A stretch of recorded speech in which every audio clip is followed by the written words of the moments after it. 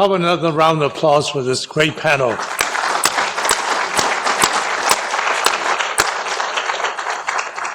Well, we're so fortunate to have Chris, Vivek, and Tom, and Daryl to really take some time to discuss this whole plan that you have all put together. And I thought their remarks are spot on. And we have a lot of work to do. We're now going to turn over to keynote lectures. We now have 2 keynote lectures. They're both going to do it by Zoom or pre-recorded. One by pre-recording, one by live via Zoom. And that's Chris Economos from Tufts University and Don Berwick from IHI. So could I have the next slide, please? So Chris Economos. She is going to talk about her research study. Hello, my name is on implementation of different types of movement, because we're clearly in the stage of movement. Actually, if I can have the next slide. Great. So as we think about national plan, this is the conceptual diagram that we have actually followed. It's put together by Seth Kahan, who in fact was a consultant when we do the strategic plan, remember, over a year ago. He adopted this from Chris Economos' work, which he wrote about what is this a movement? What does it take to do a national movement? And as you see in this slide, this circle shows you the 10 elements that's needed for national movement. Let me start by saying, make economic case. We certainly have done that, and plenty over. Evaluate environment and policy. Build a coalition, and strengthen the science, frame the crisis and government involved, and now create a plan. That's where we are. In going forward, we'll have to look at communication, activate change makers, and inspire advocacy. So we're so lucky to have Chris to talk about her own research in studying the implementation of different types of movements. And we have adopted a work, as I said, from here. Following this is Don Berwick, who joined us virtually to speak about his stewardship of the quality and patient safety movement. Remember the success of 5 Million Lives campaign? Well, we can learn from him and member our steering committee. And then we'll have kind of a general discussion from all of you about the next steps. So let's hear from Chris Economos, who is professor at Tufts University and the dean. I believe I can go back to the slide earlier, a proper introduction, the dean at Tufts University. So let's go ahead. Hello, my name is Chris Economos. I'm the interim dean and a professor at the Friedman School of Nutrition Science and Policy at Tufts University. I'm joining you today to share my study of social movements and to explain how I've used the lessons from these movements to inform my current work in community-based obesity prevention and the promotion of child health equity. 20 years ago, when I began addressing child health at the community level, I asked the question, how do you spark social change and really create a catalyst for large impact? To inform my work, I looked at 4 other movements of social change in America: tobacco, recycling, breastfeeding, and seatbelts. And I extracted the common elements from these movements that I could apply to my own work.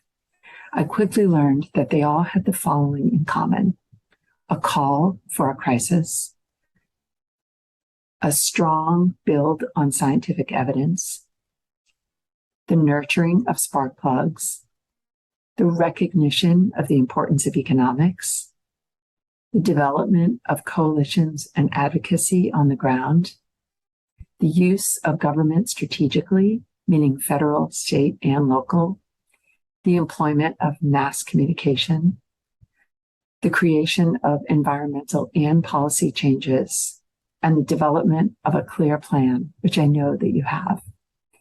Armed with these findings, I developed and implemented a whole of community obesity prevention study in Massachusetts called Shape Up Somerville, which led to the reduction in childhood and parental obesity in early elementary school children and their parents compared to control participants.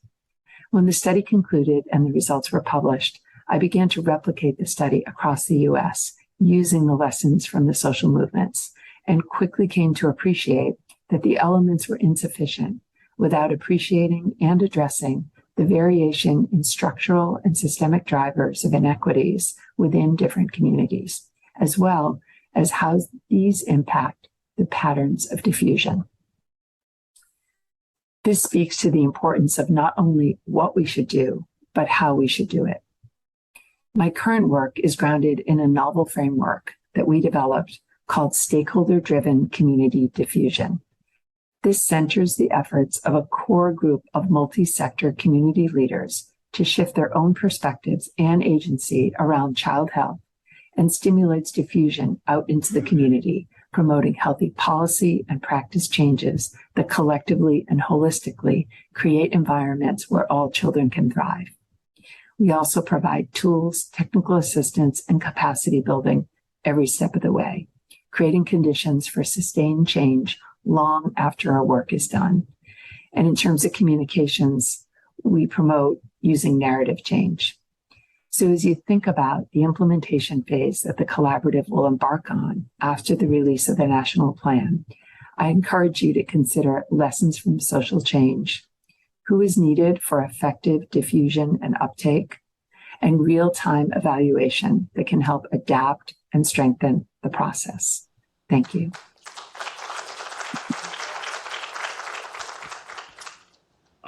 Hello, friends. This is Don Berwick. I wish I were with you in person. It's just such a delight to see you all together, and I look forward to being able to join you in person at the next possible opportunity. And I want to thank the National Academy for the chance both to make some comments now and to have a chance to participate in the steering group for this amazing project. There's so much good in what's happening right now in the work that the National Academy is convening here. It proves the special value of the Academy as a convener, as a place to pull people together. It proves the crucial importance of dedicated leadership like we see from Victor and Tom and Darryl and Vivek and others.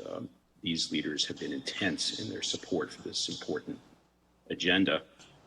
It proves the value of science as a foundation for policy and management. The work that Chris Castle and Pascal Carrion led in the report, it's the scientifically grounded nature of it that gives it real gravitas. And we have other scientists, Chris Sinsky, Tate Shanafelt, Steve Swenson, and others who have been contributing, as Professor Economos has just contributed as well. And it proves, above all, the value of cooperation. We just can always do so much more together than we can separately. Lord knows we need that message about cooperation in so many sectors of society in a very troubled world today.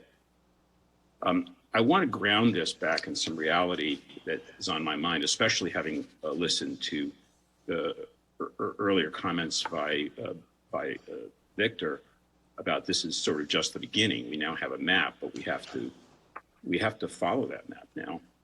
And I want for a moment to take us back into the reality of the leadership in this very difficult time in healthcare delivery in our country and in other countries. But in the US right now, imagine a hospital chief executive who gets in her car in the morning to drive to work, already her mind spinning about everything that she is meeting, stuff she wasn't necessarily prepared for when she signed on to become an executive or a leader in a healthcare organization. Climate activists are demanding that the hospital pledge to decarbonize care. Recently published data on racial disparities in local care access and outcomes have brought anger about inequity at the boiling point in her community. The pandemic may be waning at last, but it's left a wake of exhaustion in the staff. Resignations are at an unprecedented level.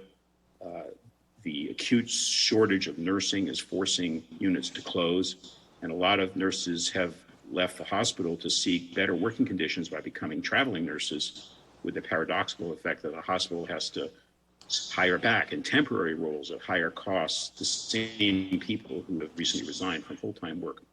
There's been a recent newspaper story about surgery gone wrong, and we have this whole reignition of concerns about patient safety. Governments at all levels are trying to adjust the lessons of the pandemic into plans for participation in public health and preparedness for the next pandemic, and it's on her desk to do that. Primary care clinicians and community groups are making louder and louder claims about the importance of social determinants of health, and they're asking the hospital to respond by managing or funding food clinics or housing supports or more responsive mental health services, in-hospital supports for isolated, in-home supports for isolated and frail elders. It is really hard to be a leader in healthcare today. It probably always has, but this list is astounding. The National Academy is, by the way, taking leadership positions on almost every one of those issues that I just listed: climate change, social determinants of health, pandemic preparedness, and so on. Now, into this context, we, with this report on clinician well-being, are bringing to the table for the leader a very urgent problem.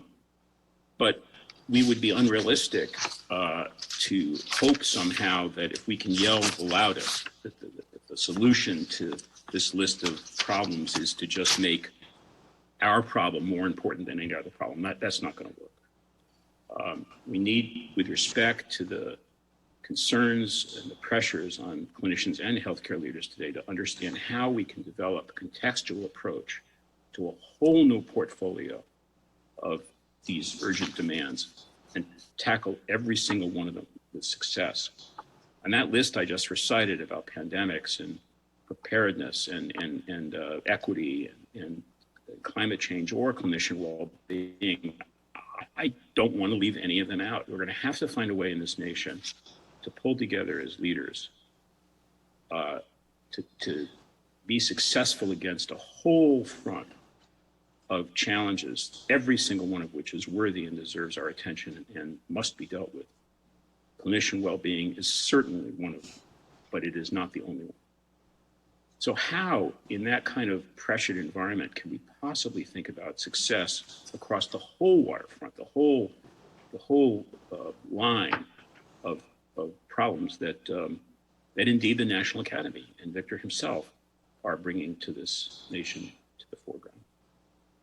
The only way I know to do that is to celebrate abundance, is to understand how much will, how much goodwill, how much pursuit of well-being as a mission lies within the heart, not just of our healthcare workforce, not just of healthcare, but somewhere deeply embedded in this nation as a whole. It'll only be achieved by cooperation and service of all of these aims. Now, can that happen? Yes, it can happen. I've seen it happen. You've heard mentioned the campaigns that the Institute for Healthcare Improvement have conducted through the years. I had this extraordinary privilege at a time of pressure in healthcare in 2004 to go forward with the Institute for Healthcare Improvement and propose the 100,000 Lives campaign. Now, it's invited some controversies, and it wasn't perfect, but it was an invitation based in science with the conditions that Dr. Economos was just talking about to hospitals all over the United States to engage in pursuit of better patient safety.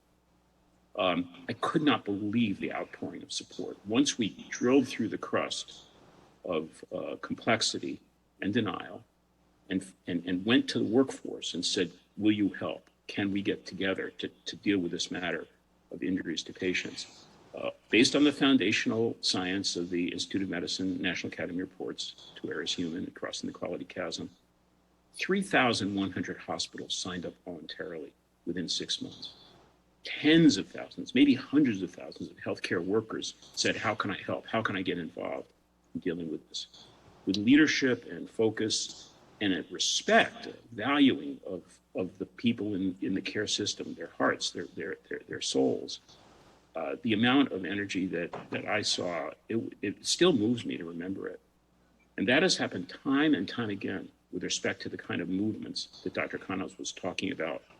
It involves deep respect for the workforce, a strong sense of invitation, a group of leaders together speaking with one voice, with levels of cooperation that we're now seeing in the work of this action collaborative, And I think there's enough energy there to deal with every single one of those items that I just listed that's on the desk of the CEO.